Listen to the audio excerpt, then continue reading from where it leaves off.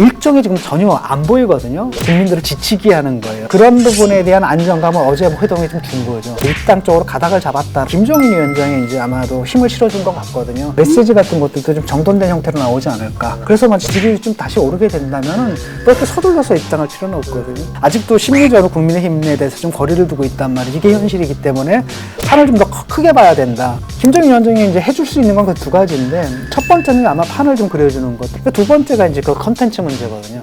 여러분 안녕하세요. 시사저널 TV 시사 끝장입니다. 이준석 국민의힘 대표와 윤석열 전 검찰총장이 치맥 회동을 했습니다. 그러면서 결정의 시간이 다가오고 있다. 윤 전 총장은 이렇게 얘기를 했고, 이준석 대표는 대동소이라는 표현으로 윤 전 총장이 머지않아서 국민의힘에 입당할 것이다. 뭐 이런 이제 시사를 했습니다. 과연 윤 전 총장의 향후 어떻게 될지 이런 부분들 한번 이 진중권 전 동양대 교수와 함께 얘기 나눠보겠습니다. 진 교수님, 뭐 전에 윤 전 총장 만나서 대화 한번 하신 적 있었잖아요. 대화를 했습니다. 그때 전체적으로 좀 이 윤 전 총장이라는 사람에 대한 그 느낌 같은 게 있지 않습니까? 네. 느낌. 그리고 국민의힘과 관련해서 어떨 것 같다. 뭐 이런 부분에서는 어떻던가요? 국민의힘 들어가는 것에 대해서는 약간 국민의힘과 거리를 두는 발언을 했거든요. 저는 직접적으로 물어보지는 않았어요. 너무 사스럽잖아요. 그런데 거리를 두는 생각을 얘기를 좀 했고, 약간 그들과도 좀 자기가 다르다. 다른 측면이 있다는 투로 좀 얘기를 한 것 같아요. 그래서 저는 이제 그렇게 생각했죠. 좀 더 있다가 나 들어간다 하더라도 나중에 들어가겠구나 이런 생각을 했는데 뭐 지금 지지율이 안 나와버리잖아요. 그렇죠. 어제 어쨌든 뭐 이준석 대표와 그렇게 만나고 나서 또 이제 캠프가 보완이 됐는데 되게 국민의힘 당협위원장들 또 많이 들어가고 이러면서 사실상 그쵸. 뭐 국민의힘의 입당 부분이 이제 초입기 들어간 거 아니냐. 네, 그런 것 같아요. 그러니까 일단은 중도층까지 가는 전략은 제가 볼 때는 좀 아닌 것 같아요. 이제는 물 건너간 것 같아요.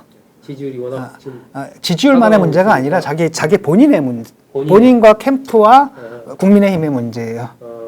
거기 그 선을 이제 넘지 못하는 부분들이 있는 거죠. 라고 한다면 이제 국민의힘 중심으로 뭉쳐서 이제 보수대 진보로 이제 싸우는 그 수밖에 없는 거고.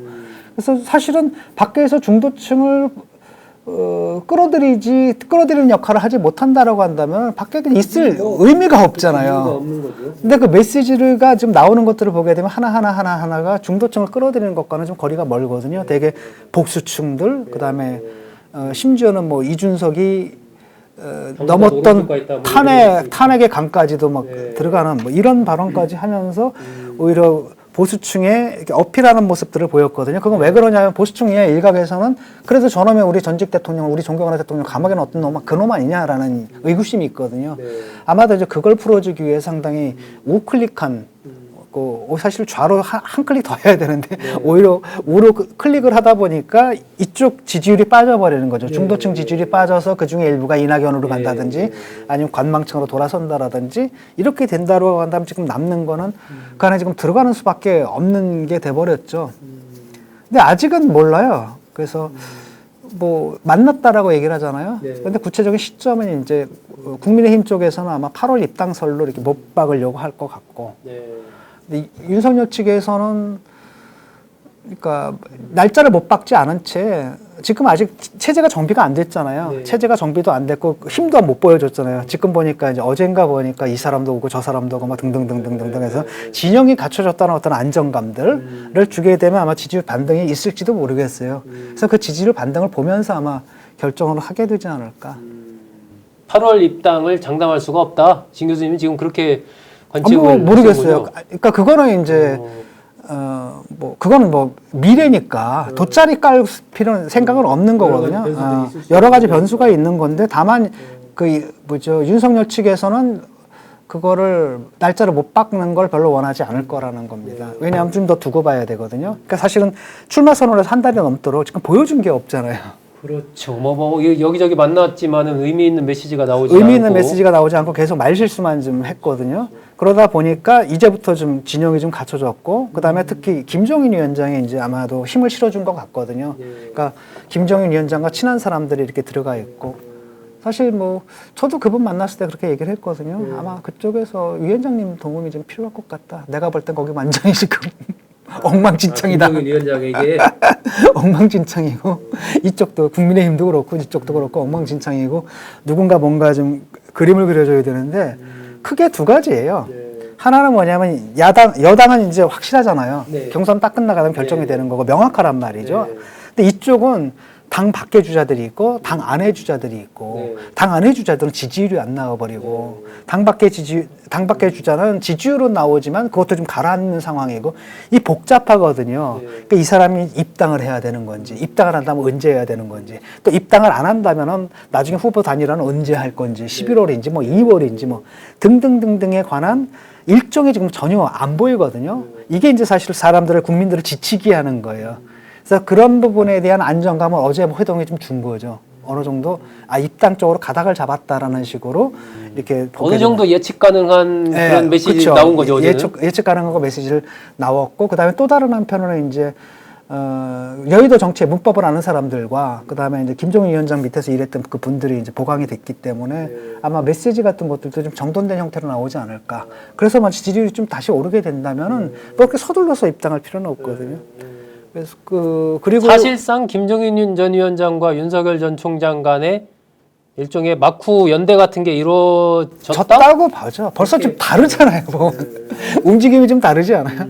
움직임이 좀 다르기 때문에 그래서 고 김종인 위원장의 생각하고 또 국민의힘의 이준석하고는 또 생각이 좀 다른 것 같아요. 왜냐하면 이준석 대표 같은 경우는 일단은 당 대표니까 당연한 거거든요. 모든 후보를 다 당으로 끌어들여서 거기서 경선을 치르는 게 그의 과제고 또 그렇게 가야 되는 게 맞아요. 반면에 이제 문제는 뭐냐면 그게 정석인데 저쪽에 당 지지가 워낙 안 나오고 후보들이 워낙 안 나오는 상태 속에서 국민들은 아마 아직도 심리적으로 국민의힘에 대해서 좀 거리를 두고 있단 말이지. 이게 현실이기 때문에 판을 좀 더 크게 봐야 된다. 그러니까 당 안과 밖을 다 아우르는 전체 그림을 보면서 그 안에서 움직여져야 된다라는 게 이제 김종인 위원장의 생각인 것 같고 그래서 아직은 두 개가 좀 혼재되어 있는 거예요. 혼재되어 있고 그게 그게 완전히 결정되지 않은 거죠. 그러니까 마치 슈레딩거의 고양이처럼 슈레딩거의 고양이처럼 이중적인 상태인데 조금 더 입당 쪽으로 이렇게 힘을 더 실어줬다 이런 거죠.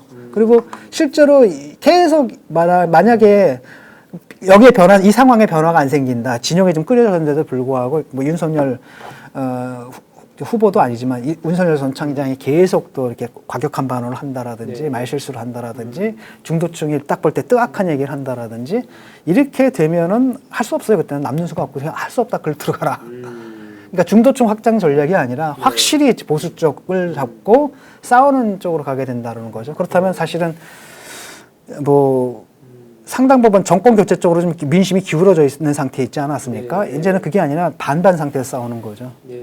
이미 뭐 어쨌든 윤석열 전 총장도 예비 후보로 등록을 했으니까 그렇죠. 후보라고 해도 되죠. 근데 지금 판 자체가 최근 나온 여론조사 보면은 정권을 교체해야 되느냐 아니면 그냥 다시 재창출해야 되느냐 이런 여론에서 비슷한 수준까지 내려온 갔어요. 거죠. 그러니까 조금은 아직은 그 심판론이 높은데 약간 높은 정도죠. 일단은 이제 뭐 코로나가 다시 이제 불어온 거, 그러니까 코로나가 닥치게 되면 일단 정부 정신을 뭉칠 수밖에 없는 부분들이 있겠거든요. 그건 이제 일시적인 부분이고 또 다른 한편으로는 야권에서 지금 뭐 보여준 모습이 없어요.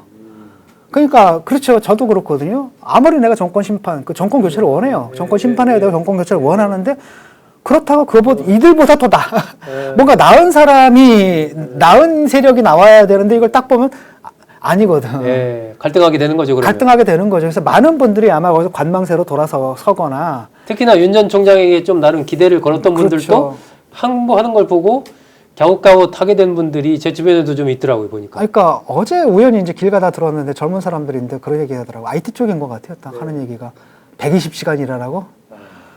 그런 게 크군요, 이제. 나 절대 안 찍어. 내가 기대했는데 절대 안 찍어. 이 말을 딱 듣는 순간에 이거구나. 근데 이게 계속 심해질 거라는 거예요. 한번 잘 생각해 보세요. 지금 야권 주자들 보게 되면 내놓은 메시지가 다 퇴행적이야. 이명박 박근혜보다 더 전이야. 예를 들어가지고 홍준표 씨는 얘기를 하는데 핵 공유하자라든지 그 다음에 고시부활하자, 사시부활하자라든지. 그러니까 옛날에 그게 문제가 돼서 도입됐던 제도를 몽땅 다 되돌리고 옛날 70년대, 80년대로 돌아가자는 얘기거든요. 그다음에 이제 윤희식 씨 같은 경우는 노조가 망해야 나라가 산다 이러고 있지. 그다음에 누구야 유승민 또 저 하태경 이준석은 앉아가지고 여가부랑 또 통일부 페이지 하자 그러고 있지.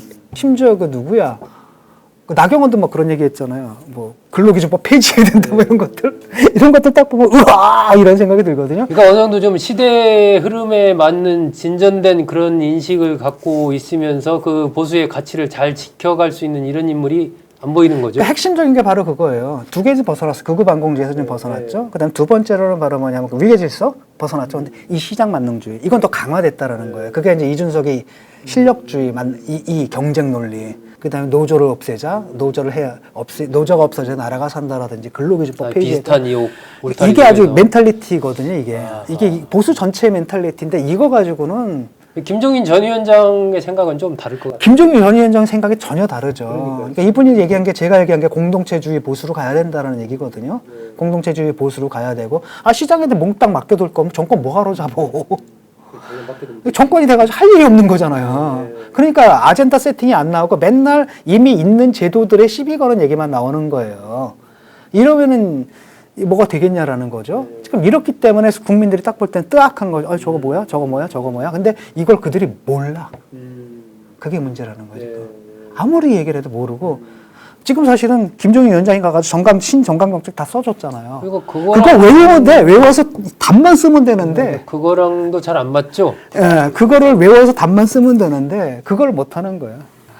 그걸 뭐 볼 생각을 안 하는 거죠. 그래서 그걸 판은 그려줄 수가 있는 겁니다. 그러니까 이준석도 딱 그 생각만 하는 거거든요. 판 짜가지고 뭐 하고, 근데 표가 어떻게 움직이는 것, 이런 공학적 사고 방식을 해야 되지. 근데 결국은 대선이다라는 것은 비전이고, 그걸 통해서 국민들을 설득해내서 자기 편으로 만드는 이거잖아요. 그럼 콘텐츠가 있어야 되는데, 콘텐츠는 하나도 없다라는 거 지금. 그래서 김종인 위원장이 이제 해줄 수 있는 건 그 두 가지인데, 첫 번째는 아마 판을 좀 그려주는 것들, 정리시켜주는 것들. 그러니까 이분은 어떤 특정 후보를 지지하거나 그러지는 않을 거예요. 전체 판을 관리한다. 그 다음에 정권 교체를 할 수 있는 판을 관리하겠다라는 거죠. 그러니까 두 번째가 이제 그 컨텐츠 문제거든요. 근데 첫 번째는 할 수 있는데 이 두 번째 컨텐츠 문제는 그 본인들이 이해를 못하니까 이게 자기들 살아온 생각들 이게 그냥 꽉꽉 선입견들로 가득 차 있기 때문에 이걸 바꾼다라는 거. 굉장히 어려운 것 같아요. 지금 다 나타나잖아요, 지금. 보수든 진보든 간에 어쨌든 이 변화 발전, 이 개혁이라는 것을 전제로 하는 거죠. 그게 아니면 그냥 수구 집단이 돼버리는 거죠.